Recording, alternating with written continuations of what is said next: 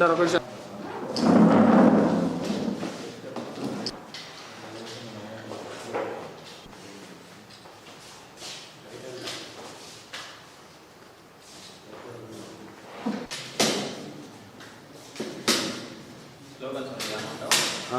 ఈయన బీసీల ఐక్యత వర్ధిల్లాలి. బీసీల ఐక్యత వర్ధిల్లాలి. మహాత్మా జ్యోతిరావు ఫులే ఆశయాలను సాధిద్దాం సాధిద్దాం సాధిద్దాం. మేమెంతో మాకంతా మేమెంతో మాకంతా రాష్ట్ర ప్రభుత్వం తక్షణమే కుల జనగణన జరపాలి జరపాలి. జరపాలి. నీ లెక్కలు తెలుసుకో. ఓ బీసీ మేలుకో. నీ లెక్కలు తెలుసుకో. ఓ బీసీ మేలుకో. నీ లెక్కలు తెలుసుకో. ఓ బీసీ మేలుకో. నీ లెక్కలు తెలుసుకో. మేమెంతో మాకంతా జనాభా తమాషా ప్రకారం మా వాటా మాకు దక్కాల్సిందే. ఓ బీసీ మేలుకో. ఇక్కడికి వచ్చినటువంటి బీసీ నాయకులకు, బీసీ యువతకు, బీసీ సంక్షేమ సంఘం ఆధ్వర్యంలో జరుగుతున్నటువంటి ఈ బీసీ గర్జన పోస్టర్ ఆవిష్కరణకు వచ్చినటువంటి ప్రింట్ అండ్ ఎలక్ట్రానిక్ మీడియా వారికి ప్రత్యేక ధన్యవాదాలు తెలియజేస్తున్నాను. ఈరోజు ఈ ప్రెస్ మీట్కు కారణం కడపలో జరుగుతున్నటువంటి బీసీ గర్జన.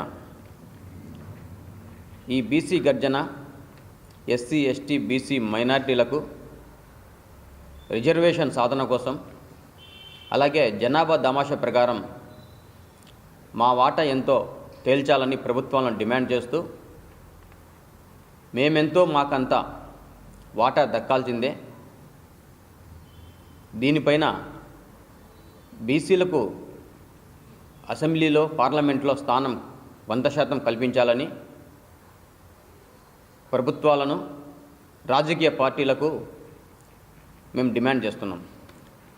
అదేవిధంగా రాష్ట్రంలో, తెలుగు 2 రాష్ట్రాల్లో కుల జనగణన అనేది ప్రతిసారి పెండింగ్ పెడుతూనే ఉన్నారు. స్వతంత్రం వచ్చి 76 సంవత్సరాలు దాటినా కూడా ఇంతవరకు చలనం లేదు. బీహార్లో జరిగిన కుల జనగణన 62% వచ్చింది, రిజర్వేషన్ ఇచ్చారు బీహార్ ముఖ్యమంత్రి. మరి తెలుగు రాష్ట్రాల్లో ఎందుకు చేయలేకపోతున్నారు, ఎందుకు చెయ్యరు అని ప్రభుత్వాన్ని డిమాండ్ చేస్తున్నాం. అలాగే కుల జనగణన జరగడం వల్ల మాకు రిజర్వేషన్ శాతం పెరుగుతుంది, ఉద్యోగాల్లో రిజర్వేషన్ శాతం పెరుగుతుంది,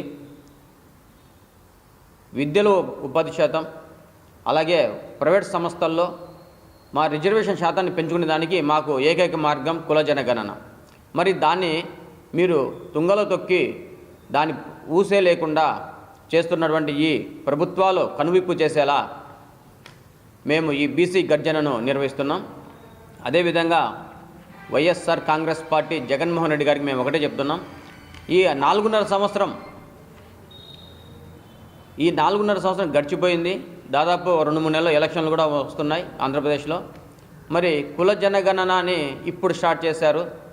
దీనికి కూడా కలెక్టర్లతో మీటింగులు పెట్టించారు. దానివల్ల ఏ ప్రయోజనం లేదు. లక్షల్లో జీడిపప్పుకు, వాటర్ బాటిళ్లకు, మీ స్నాక్స్కు డబ్బు ఖర్చు తప్ప బీసీలకు ఒరిగేది ఏం లేదని కూడా ఈ సందర్భంగా తెలియజేస్తున్నాం. అంతేకాదు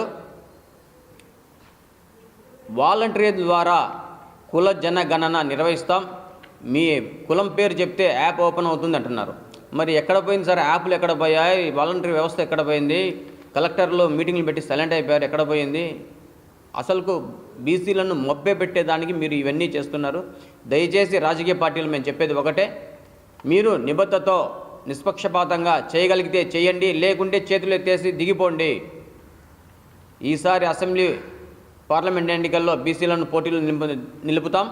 బీసీ సంక్షేమ సంఘం ద్వారా అన్ని నియోజకవర్గాల్లో దాదాపుగా మేము ఇండిపెండెంట్ అభ్యర్థులను మేము నిలబెట్టడానికి ముందుకొచ్చాం. ఆ కార్యక్రమంలోనే ఈ బీసీ గర్జనను కూడా నిర్వహిస్తున్నాం. రేపు ఆదివారం 21వ తేదీ జరగబోయే బీసీ గర్జనకు ఎస్సీ, ఎస్టీ, బీసీ, మైనార్టీ, యువత, విద్యార్థులు, మహిళలు ప్రతి ఒక్కరూ లక్షలాదిగా పాల్గొని మన జాతి సత్తా ఏందో రాష్ట్ర ప్రభుత్వాలకు తెలిసే విధంగా చూపిద్దాం. ప్రతి ఒక్కరూ రండి, ప్రతి ఒక్కరు ఆహ్వానితులే. ప్రతి ఒక్కరికి స్వాగతం చెప్తూ సెలవు తీసుకుంటున్నాం.